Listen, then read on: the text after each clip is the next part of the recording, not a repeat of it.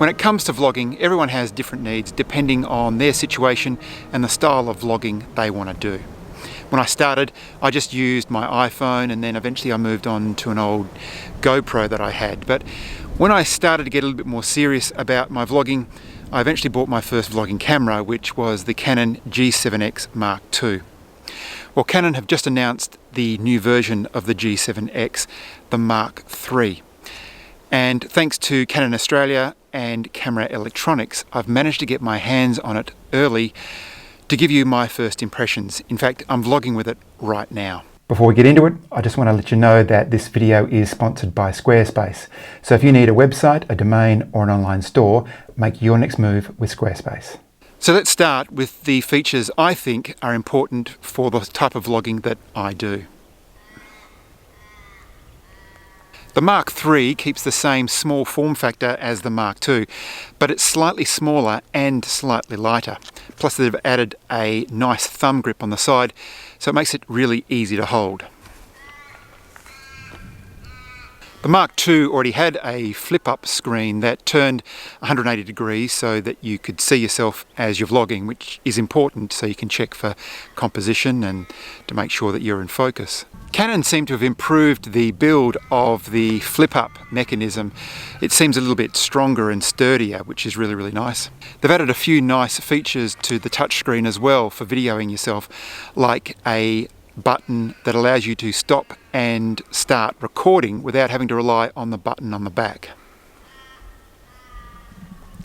The Mark II already had pretty good autofocus, and that's carried through to the Mark III. It's not the dual pixel AF that Canon are well known for in their bigger DSLR cameras, but for a quick piece to camera, it's fine. It's very important to be able to record good audio when you're vlogging. A lot of the times as a landscape photographer, I'm vlogging outside, so I'm dealing with the elements like the wind or the crashing waves when I'm down at the beach. The G7X Mark II only has an internal mic, which is no good in windy situations. So eventually I had to glue a micro muff over the internal mic to improve the audio quality. Or sometimes I had to record my voice separately on a lav mic. We don't have to worry about that with the G7X Mark III because one of the biggest features they've added is a mic input, which allows you to plug in an external mic. This is what the audio sounds like when I'm using the internal mic of the G7X Mark III. And this is what the audio sounds like when I've got an external mic plugged in, the Rode Video Micro. Canon has upgraded the sensor in the Mark III. It's still 1 inch with 20 megapixels, but it's now a stacked sensor, so it gives you cleaner video at higher ISOs. The last thing you want when you're vlogging is shaky video. The Mark III, like the Mark II, has electronic stabilization, giving you nice smooth footage when you're walking around and panning the camera, capturing B-roll footage. Not only is the sensor new, but it's backed by a faster processor. So the G7X Mark III can capture 4K video up to 30 frames a second, and impressively with no crop, making full use of the sensor.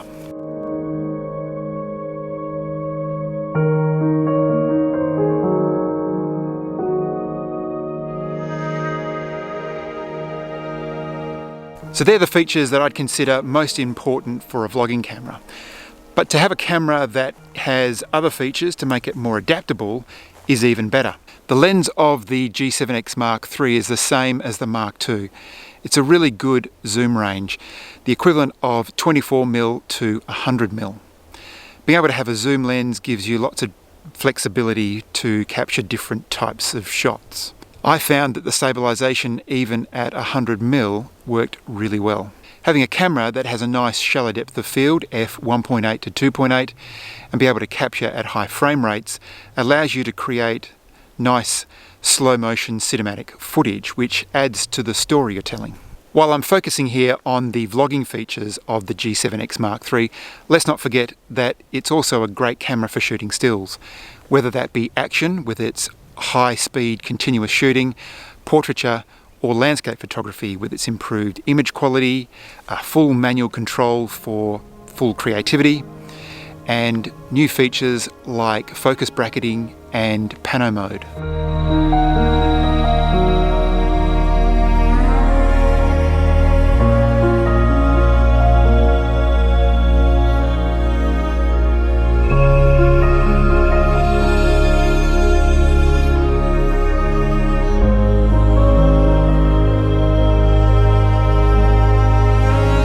But Canon are definitely targeting the online creator with the Mark III.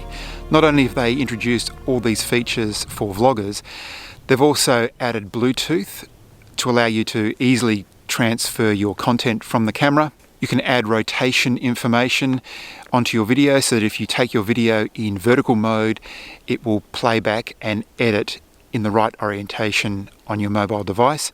And this is perfect when you're creating stories for YouTube and Instagram. They've also introduced live streaming to the Mark III, which I haven't tried yet, but I'm interested in giving it a go.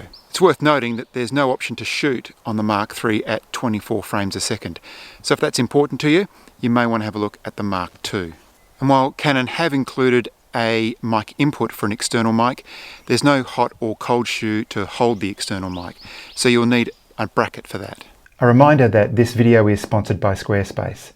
I've been using Squarespace for 5 years now, and what I really enjoy about the platform is how they take the hassle out of building, maintaining, and hosting a website. It's so quick and easy to use. As a photographer, you can pretty much have your website up and running and displaying your portfolio of images in less than an hour. Pick a template, drag and drop your images onto the page, and Squarespace handle how they best look on mobile and desktop. You can start your free trial at squarespace.com, and if you do check them out and you want to go ahead with a website, make sure you go to squarespace.com/Andrew Marr to get 10% off your first purchase. So after playing around with the camera for a couple of weeks, that's my first impressions of the G7X Mark III. Canon continue to improve on a camera that is already popular with vloggers, making it even better. It'll be available in August alongside the Mark II, so if you're looking to improve the quality of your video over that of a mobile phone or GoPro and still keeping a small form factor, then the G7X Mark III should be high on your list for consideration. Thanks again to Canon Australia for lending me the camera for a couple of weeks.